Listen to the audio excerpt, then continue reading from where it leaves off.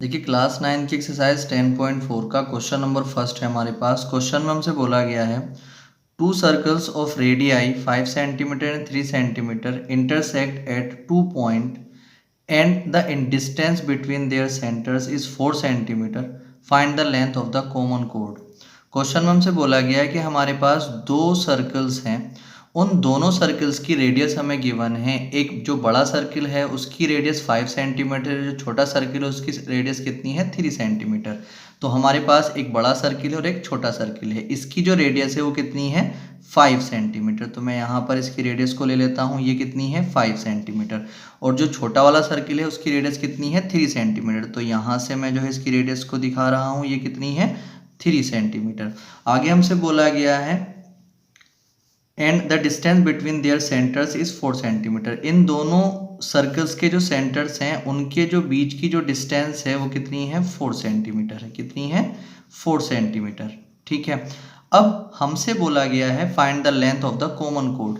तो हमें जो कॉमन कोड है इनकी वो हमें यहाँ पर उसकी लेंथ यहाँ पर फाइंड करनी है। देखिए कॉमन कोड कौन सी निकल करके आएगी, अगर दो सर्कल जो है एक दूसरे को कट करते हैं तो जो कॉमन कोड निकल के आती है उन दोनों सर्कल्स के इंटरसेक्ट पॉइंट को मिलाने पर जो है एक जो है कॉमन कोड निकल के आती है। ठीक है, तो ये जो है इसकी लेंथ हमें यहाँ पर फाइंड करनी है। तो इसको मैं मान रहा हूँ O, इसको मान रहा हूँ O डैश, ये मान लेते हैं हम A, ठीक है, और ये मान लेते हैं हम B, ठीक। और इस पूरी लेंथ को, इसको चलिए C मान लेते हैं, और इस पूरी लेंथ को जो है हम पूरी कोड की लेंथ को AB मान लेते हैं। ठीक है, तो हमें जो फाइंड करना है वो AB को फाइंड करना है। हमें जो फाइंड करना है, अगर इसके सॉल्यूशन में हम चलते तो सॉल्यूशन में जब इसके चलेंगे हम, तो जो चीज़ें हमें गिवन है उनको लिख लेंगे। जो OA है वो दे रखी है हमें 5 सेंटीमीटर, O डैश A को हमने लिख लिया है, और O और O डैश के बीच की डिस्टेंस लिख ली है। हमें जो AB निकालनी है उसको हम अब फाइंड करेंगे। ठीक, अब देखिए इसके सॉल्यूशन में जाने से पहले हम कुछ चीज़ों को डिस्कस कर लेते हैं। देखिए हमने जो है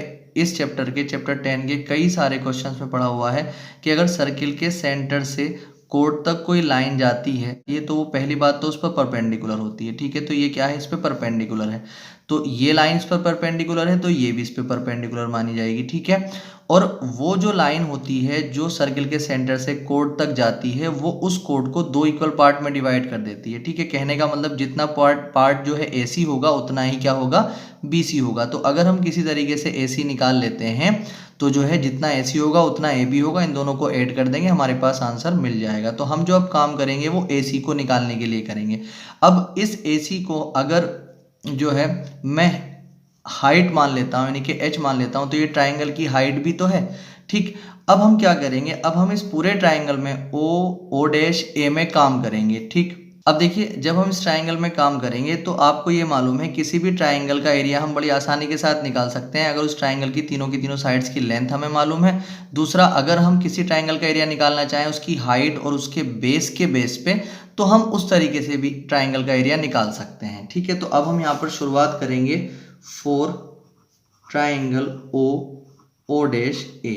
ठीक है, तो यहाँ पर हम जो है सबसे पहले इसकी जो तीनों की तीनों साइड्स की लेंथ है उनको लिख लेते हैं। तो जो A है, किसी ट्राइंगल की जो तीनों साइड्स की लेंथ अगर हमें गिवन होती है तो उसकी एक साइड को हम A बोलते हैं, तो A कितना आ जाएगा 5 सेंटीमीटर, जो B है वो कितना आ जाएगा 4 सेंटीमीटर, और जो C है वो कितना आ जाएगा हमारे पास 3 सेंटीमीटर। ठीक है, अब हम क्या करेंगे, यहाँ पर हीरोन्स फॉर्मूले से एरिया अगर हमें निकालना है तो हमें S भी निकालना पड़ेगा। तो S is equal to, S का फॉर्मूला क्या होता है A plus B plus C और अपॉन में 2। ठीक है, तो अगर हम S की बात करते हैं तो A कितना है 5 प्लस 4 और प्लस में 3 और अपॉन में कितना आ जाएगा 2।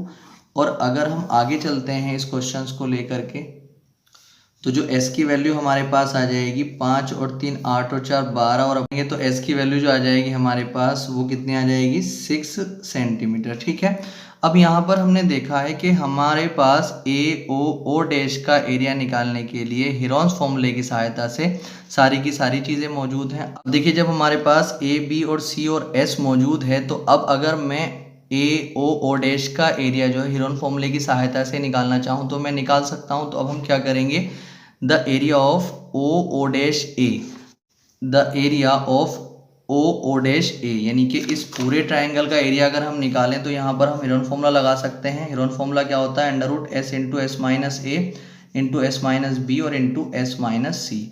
ठीक है, अब देखिए यहाँ पर तो हमने लगाया ही हीरोन्स फॉर्मूला, ठीक है, इनकी सहायता से। अब अगर मैं इसी ट्राइंगल का एरिया यानी कि ओ डैश ए का एरिया अगर इस हाइट के बेस पे और इस आधार के बेस पे निकालना चाहूँ, यानी कि इस ओ डैश के बेस पे निकालना चाहूँ, तो आपको मालूम है कि अगर किसी ट्राइंगल में हमें हाइट मालूम होती है और बेस मालूम होता है तो हम उसका एरिया हाफ इंटू बेस और इंटू हाइट से निकाल सकते हैं। तो अब हम क्या करेंगे, एरिया ऑफ ओ डैश ए के नीचे यहाँ पर हम क्या करेंगे, हाफ और इंटू बेस और इंटू हाइट का फॉर्मूला भी यहाँ पर हम लगा देंगे। ठीक है, तो अंडर रूट एस हमारे पास कितना था 6 और इंटू 6 माइनस ए हमारे पास कितना था 5 और इंटू 6 माइनस ए बी हमारे पास कितना था 4 और यहाँ पर इंटू 6 माइनस सी कितना था हमारे पास 3।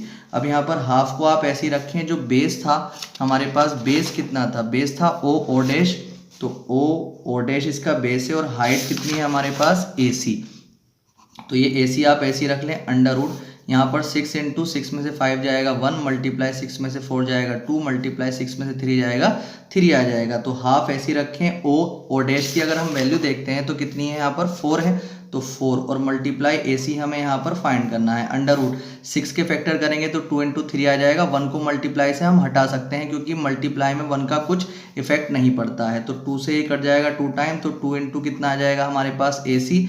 और यहाँ पर हम देखते हैं तो रूट के अंदर से 2 बाहर निकल जाएगा, जिसका पेयर होता है वो बाहर निकल जाता है रूट में से, तो 2 बाहर आ जाएगा एक तो, और 3 भी एक बाहर आ जाएगा। ठीक है, तो जब हम ए सी की वैल्यू निकालेंगे तो 2 ये 6 हो जाएगा और अपोन में यहाँ पर इसके अपोन में 2 आ जाएगा, 2 से 3 टाइम कट जाएगा, तो ए सी की वैल्यू कितनी आ गई 3।